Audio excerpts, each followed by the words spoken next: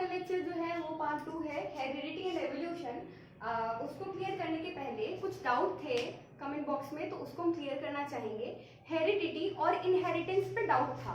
Heredity क्या होता है, जैसा कि उस दिन बताया था कि जो हेरिडिटी होती है वो ट्रांसफर होता है किसका, कैरेक्टर का और ट्रेट का। किसका, कैरेक्टर एंड ट्रेट, इन दोनों का ट्रांसफर होता है। क्या होता है, ट्रांसफर होता है from parent to young once.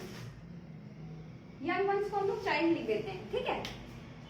तो ये है हेरिडिटी, जिसमें कैरेक्टर और ट्रेट का ट्रांसफर होता है किसमें, पेरेंट से चाइल्ड में, यानी ऑफस्प्रिंग कह लो, यंग वन कह लो, कुछ भी कह सकते हैं। उसके अलावा इनहेरिटेंस क्या होता है, ये हर्षिता गुप्ता का डाउट था। Inheritance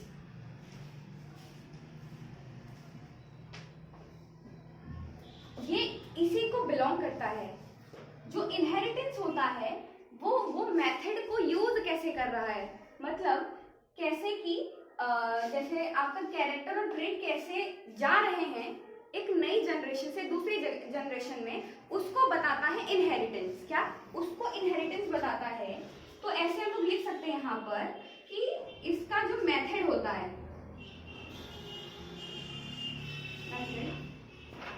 that how does character and trait are go into one generation to other। Simple. तो ये पता चल गया हो, ये डाउट अगर क्लियर हो गया हो तो आप प्लीज इसको रिप्लाई कर दीजिएगा। हेरिडिटी एक वो जेनेटिक्स से रिलेटेड है, मतलब जो हेरिडिटी है जेनेटिक्स में कैसे आपके कैरेक्टर्स या कोई भी जेनेटिक मटेरियल जैसे जो ट्रांसफर कर रहा है वो हेरिडिटी है। और इनहेरिटेंस उस मेथड को, उस प्रोसेस को कैसे पहुंचा रहा है एक जनरेशन से दूसरी जनरेशन में, वो होती है इनहेरिटेंस। सो इसके अलावा हम लोग अब स्टार्ट करेंगे अपना हेरिडिटी का डेफिनेशन। अगर आपको लिखना हो तो लिख सकते हैं, it is the process by which the character and trait are transfer from one generation to another generation. ठीक, अब उसके लिए हम लोग आगे चलते हैं कि जो मेंडल के एक्सपेरिमेंट थे, क्या मेंडल के एक्सपेरिमेंट को आज हम लोग पढ़ने वाले हैं।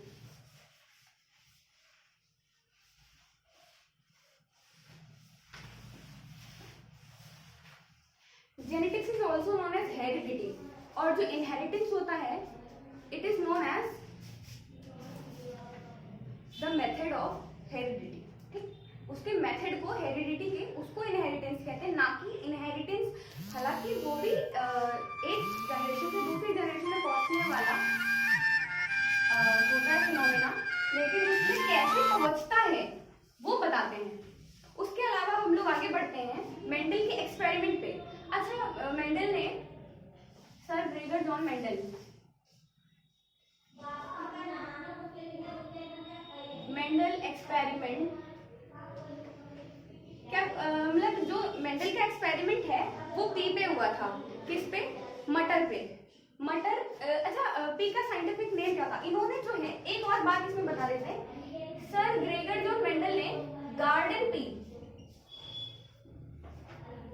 जो हरी मटर हम लोग खाते हैं, वो हरी मटर पे एक्सपेरिमेंट किया था। इसका साइंटिफिक नेम होता है पाइजम सेटाइवम। क्या होता है, पाइजम सेटाइवम। ठीक, इसका साइंटिफिक नेम। और एक होती है स्वीट पी, जो सफेद दाने होते हैं जो बताशे में खाते हैं हम सब, उस दाने का नाम, उसका साइंटिफिक नेम है लैथेरस एडोरेटस। क्या है, लैथेरस एडोरेटस। हम यहाँ पे लिख देते हैं। ठीक, स्वीट पी,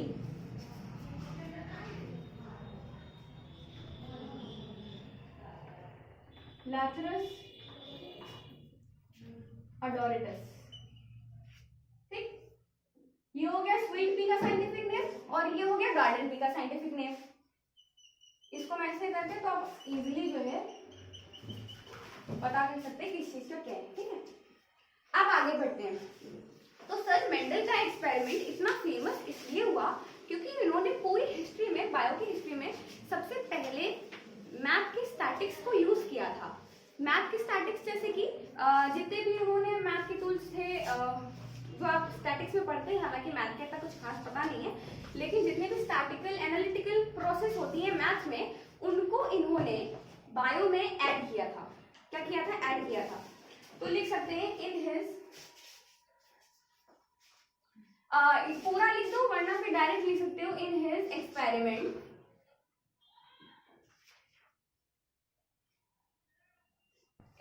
पूरी स्पेलिंग नहीं लिखेंगे हम। इन हिज एक्सपेरिमेंट ही टुक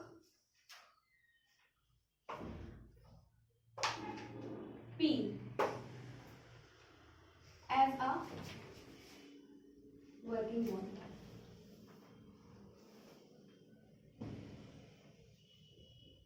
अब एक ट्रिक आती है यहाँ पर कि कैसे हम लोग पता करेंगे कि इन्होंने क्या क्या काम किए। अच्छा, उस चीज को पता करने के पहले हम लोग ये जान लेते हैं कि इन्होंने जो मटर का लिया था, उनके दो अलग अलग ट्रेड्स को, अलग अलग स्पीशी को आपस में क्रॉस कराया था। क्रॉस अभी हम लोग पढ़ेंगे। इनके हमने 3 लॉ भी बताए थे, law of dominance, law of segregation, law of independent assortment, उन्हीं को पढ़ते हुए। लेकिन उसके पहले हम लोग ये समझ लेते हैं कि ट्रेड जो होता है वो क्या होता है, ठीक है। सो P is a working model। अब हम लोग यहाँ पे साइड में, हाँ, ट्रेड कई टाइप्स के होते हैं, dominant trade, recessive trade, acquired trade. सबसे पहले हम लोग ये जान लेते हैं जैसे कि dominant trade.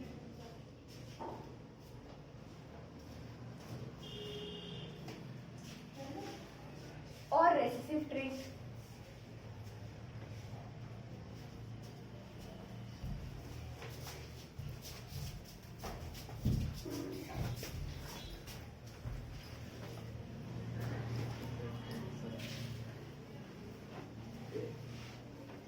Acquired trade.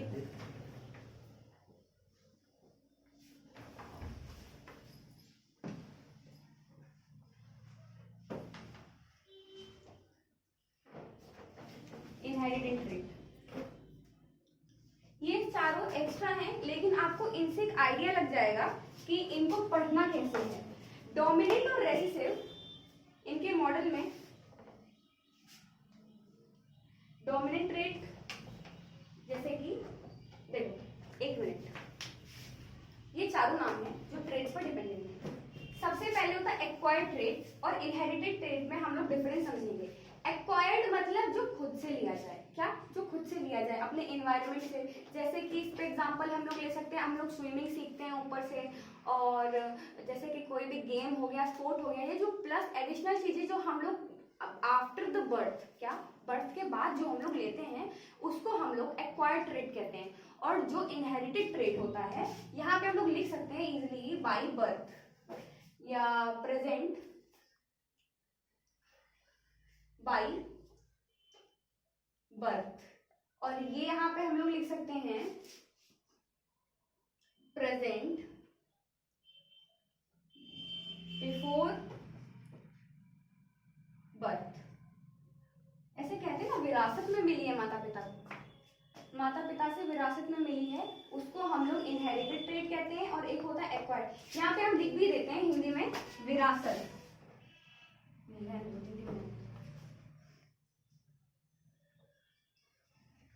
Inherited trade मतलब कि हम लोग के पेरेंट्स से जो मिलता है उसको कहते हैं इनहेरिटेड ट्रेड, और जो हम लोग अपने आप गेन करते हैं उसको कहते हैं एक्वायर्ड ट्रेड, ठीक है।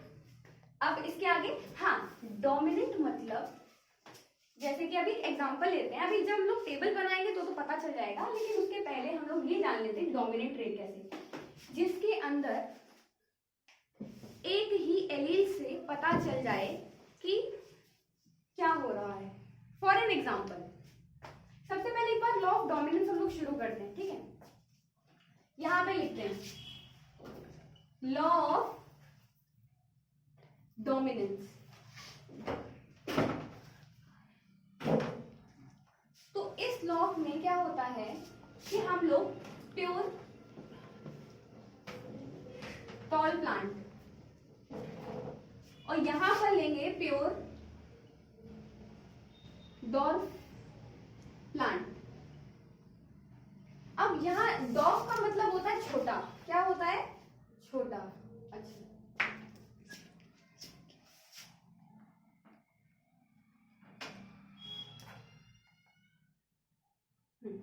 छोटा। डॉर्फ का मतलब होता है छोटा। ले लेते हैं। फिलहाल ये ट्रिक आप लोगों को काम अभी तो नहीं, फर्स्ट ईयर में आएगी, लेकिन एक बार हम बता रहे थे कि जो सर ग्रेगरसन मेंडल थे उन्होंने किन किन चीजों, मतलब मटर पे किया था, पर मटर पे भी किन किन चीजों पर किया, जैसे इसके शेप को, मतलब उसके आकार को लेकर, रंग को लेकर, उसके मटर के दाने को लेकर, उसकी जो बुड्डी होती है पॉट उसको लेकर, ये सारी चीजों को, और हाँ फ्लावर के कलर को भी। तो ये एक बार सीख लेते कि इन्होंने किन किन चीजों पर करा। तो सबसे पहले इसकी ट्रिक है एस स्क्वायर। आप लोग मैथ में स्क्वायर लगाते हैं ना, हाँ वैसे ही एस स्क्वायर, यहाँ पे एक एस लगाएंगे, फिर पी स्क्वायर, फिर एस। अब ये है क्या? एस फॉर पहला होगा स्टेम,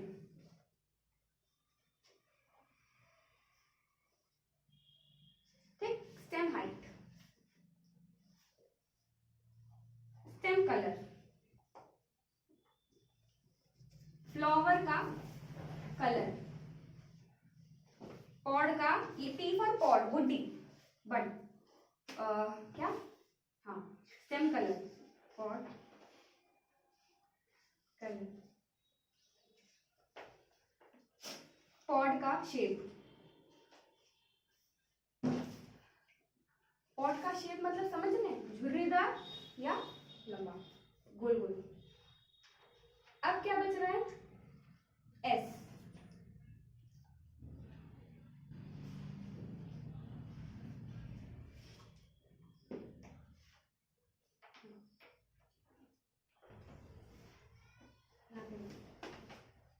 ये हो गया, ये हो गई ट्रिक आपकी। फिर इस पे हम लोग वापस आते हैं। अब ये प्योर डार्क था और ये प्योर टॉल था, तो यहाँ पर होगा कैपिटल टी, कैपिटल टी।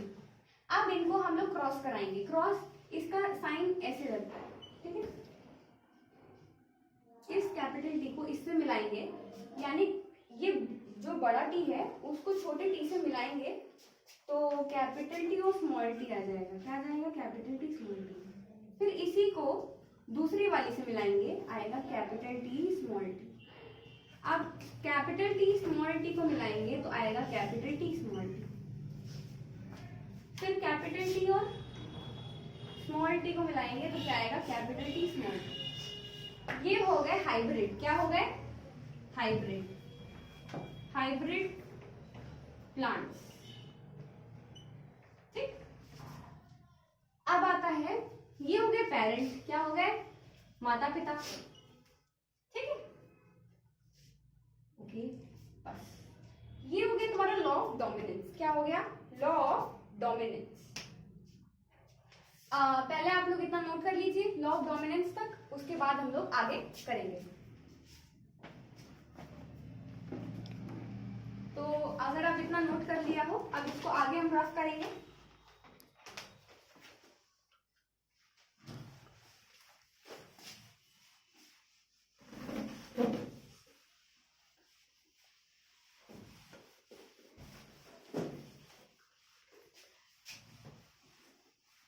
अब पढ़ते हैं दूसरा लॉ, लॉ ऑफ सेग्रीगेशन।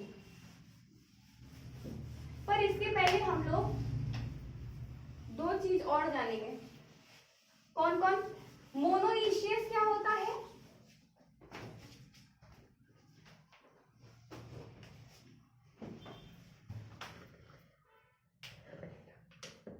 इसके पहले एक काम और कर लेते हैं, रीजंस जान लेते हैं। Reason for why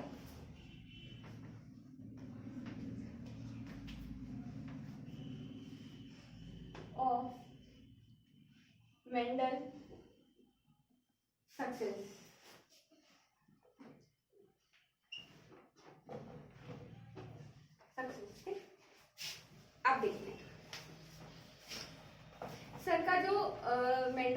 Mendel sir थे, उनका जो एक्सपेरिमेंट था वो इतना सक्सेस क्यों हुआ था, इसके कई सारे रीजन हैं, जैसे कि एनालिटिकल उन्होंने, स्टैटिक्स उन्होंने, मैथ की जो हैं थ्योरीज वो बायो में यूज करी थी, इसीलिए उनका सक्सेस किया था। उसके साथ साथ भी इन्होंने मर्डर की मतलब जो पी है उसके जो क्रॉस कराए वो एक बार ये कराए, मतलब कि ज्यादा बढ़ाए नहीं, एक बार में एक चीज पे एक कैरेक्टर पर ही क्रॉस कराया, ठीक है।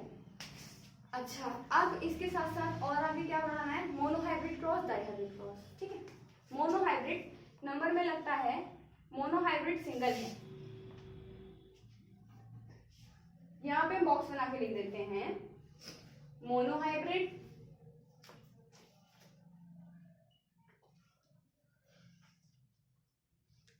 क्रॉस और डाइहाइब्रिड।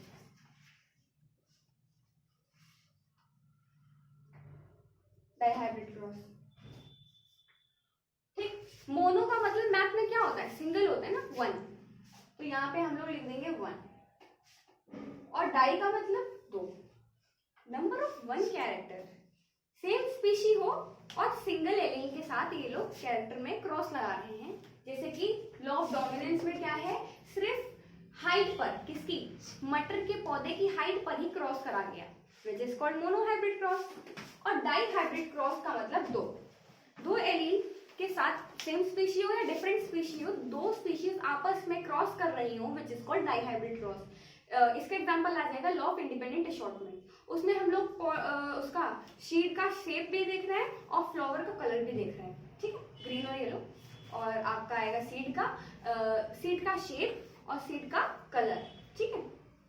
शेप कैसा होता है, राउंड होता है या तो वो बताता है रिंकल्ड, रिंकल्ड को हम लोग हिंदी में झुर्रीदार कहते हैं, ठीक है। उसका क्रॉस व्यू भी जल्दी कराएंगे, लेकिन उसके पहले हम लोग लॉ ऑफ सेग्रीगेशन का डायग्राम बनाएंगे, ठीक। और रीजन इस पे यहाँ पे आप लोग लिख सकते हैं कि उन्होंने ही used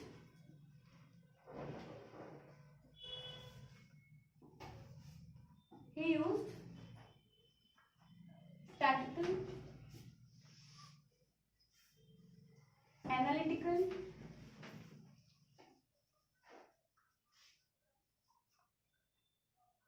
method in his experiment, plus he took single character at a time, मतलब एक बार में एक कैरेक्टर, दैट्स इट। अब इससे क्या साथ में होता है कि इसकी जो प्रोजेनीज बन रही थी मटर की, मतलब जो बच्चे आ रहे थे, उसकी जनरेशन आ रही थी, वो बहुत जल्दी आ रही थी, ठीक है। तो ये भी लिख लीजिए, और यहाँ पे लिख लीजिए कि सिंगल के साथ क्या,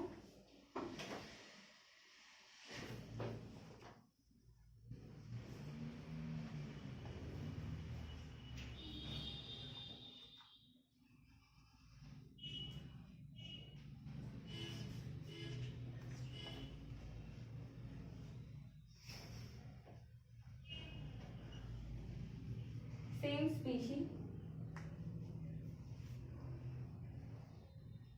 लेकिन सिंगल, और यहाँ पर सेम स्पीशी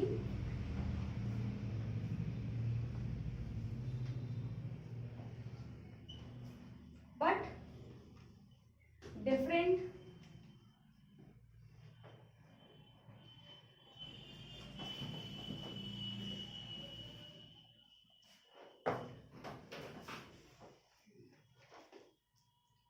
कैरेक्टर्स। अब ले लेंगे यहाँ पर सीड का कलर और सीड का शेप, इन दो को मिलाकर इन्होंने क्रॉस कराया तो डाइहाइब्रिड क्रॉस आया। अच्छा ठीक है, अब आगे बढ़ते हैं। आगे अब क्या करना है, यहाँ पे एक और चीज लिख देते हैं, he took प्योर ब्रीडिंग। इतना नोट कर लीजिए, इसमें हेडिंग रहेगी रीजन ऑफ मेंडल सक्सेस, कि मेंडल का जो वर्क था, एक्सपेरिमेंट था, वो इतना सक्सेसफुल क्यों गया था।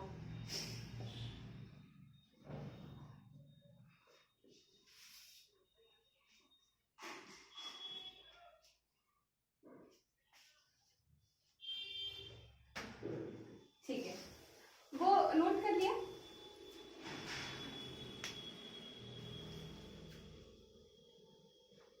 अब आगे बढ़े।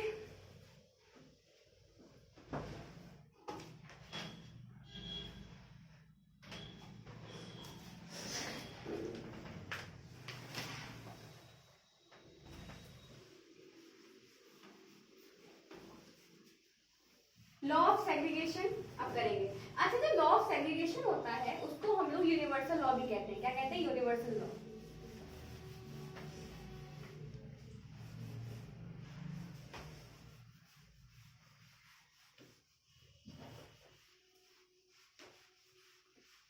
इसमें हम लोग फ्लावर के कलर को लेंगे। क्या लेंगे? फ्लावर के कलर।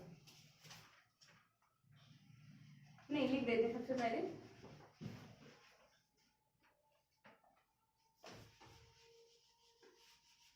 लॉ ऑफ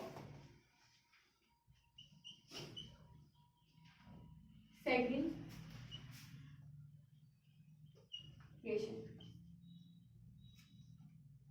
ठीक है।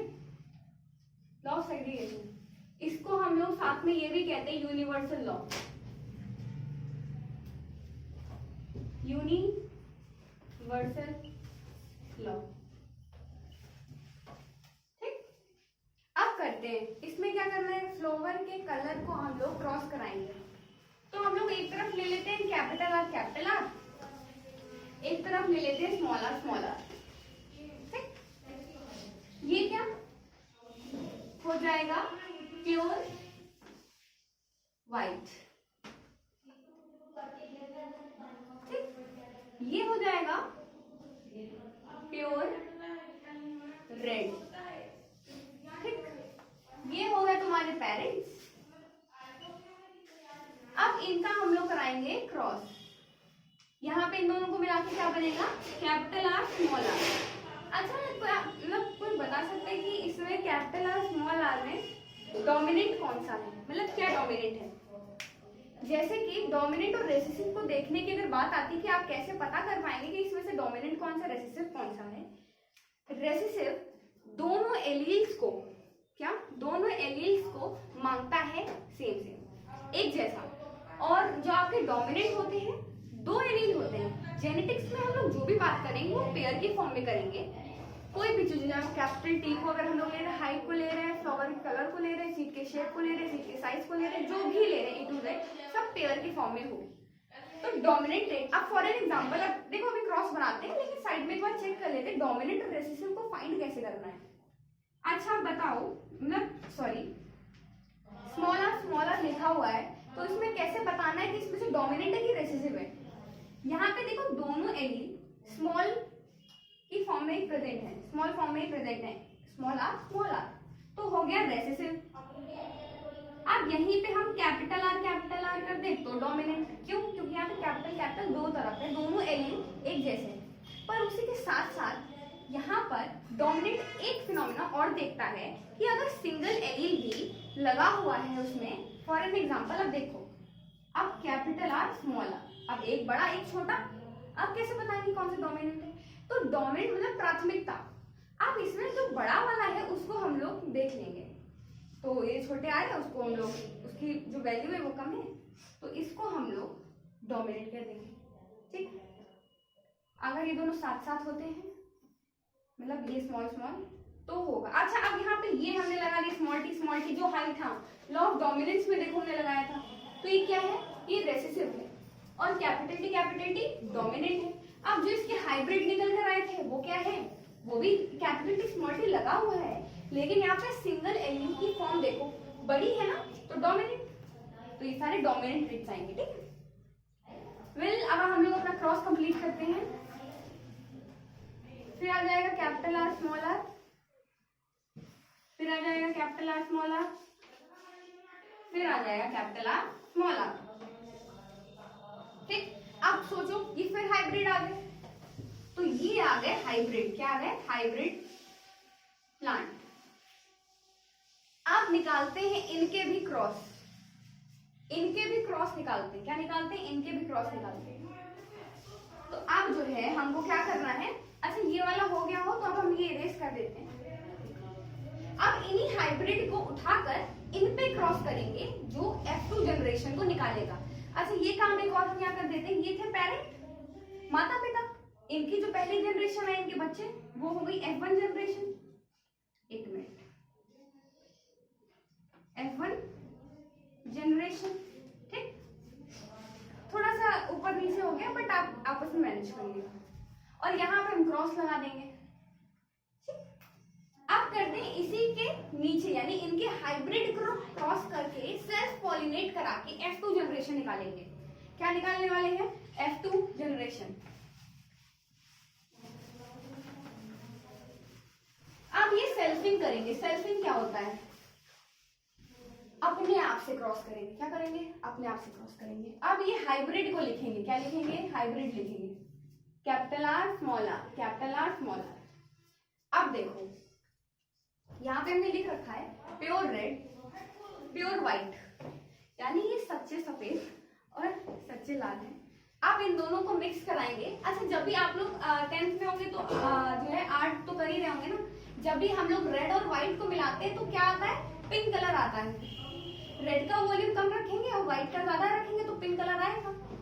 तो यही बात हम लोग को पता है, पर ये होता कैसे वो पता करना है। तो अब हम लोग क्या कर देंगे, सेल्फ पॉलिनेशन या सेल्फिंग कुछ भी बोल सकते हैं आप, A to Z जो भी बोलना चाहे। अब देखो, अब इनको क्रॉस करेंगे, ये बनेंगे कैपिटल आर। अब यहाँ पे होगा एक छोटा सा मैजिक, क्या होगा आप देखते हैं, फिर आ जाएगा कैपिटल आर स्मॉल आर, ये आ जाएगा कैपिटल आर। अच्छा हाँ, अब एक और चीज यहाँ पे ध्यान देनी है, यहाँ पे स्मॉल आर है और यहाँ पे कैपिटल आर है। अब तुम लोग क्या करोगे कि दीदी ये जो है यहाँ पर हम स्मॉल और ऐसे लिख देंगे, बट ये ऐसे नहीं करना है, डोमिनेट रेट। अब यहाँ पे देखना है प्राथमिकता किसकी सबसे बड़ी है, तो ये वाला आर उठ के यहाँ आ जाएगा और ये वाला आर उठ के यहाँ चला जाएगा, दैट्स इट, ठीक। आई होप आप सबको ये पता हो, कैपिटल आर स्मॉल आर, और ये स्मॉल आर से फिर जाएगा तो आ जाएगा स्मॉल आर, सिंपल।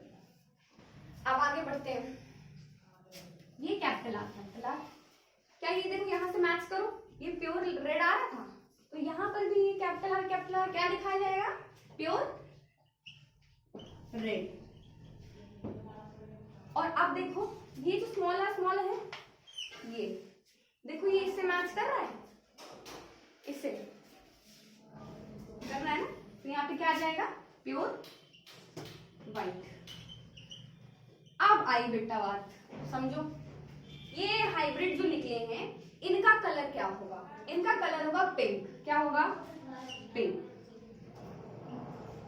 अच्छा कल या इसके पहले वाले वीडियो मतलब जब भी बना हो, परसों नरसों, उसमें हमने जीनोटाइप और फिनोटाइप कराया था। जीनोटाइप जो अंदर के एक्सप्रेशन को दिखाता है उसको कहते हैं जीनोटाइप, और फिनोटाइप फिजिकल जो बाहर से दिख रहा है, उसके हेयर का कलर, आईज का कलर कैसा दिख रहा है, उसका कलर ओवरऑल मतलब बाहर से स्ट्रक्चर उसको कैसा दिखता है वो फिनोटाइप बताता है। अब जो है आगे बढ़े, क्या आ जाएगा इसका, 1 2 ये 1, तो इसका आ जाएगा फिनोटाइप 1:2:1, ठीक, सिंपल। और इसका जीनोटाइप क्या आएगा, 3:1। कैसे, ये देखो अलग अलग है, 3 है, एक को उठाएंगे कॉमन और बाकी सारे एक जैसे, तो 3:1, सिंपल। खैर अब हो गया हो तो अब लिख लो। अब इसी के साथ हम लोग और आगे बढ़ेंगे।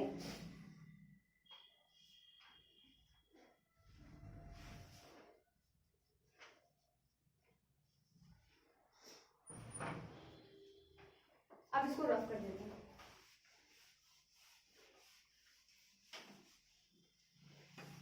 Law of independent assortment,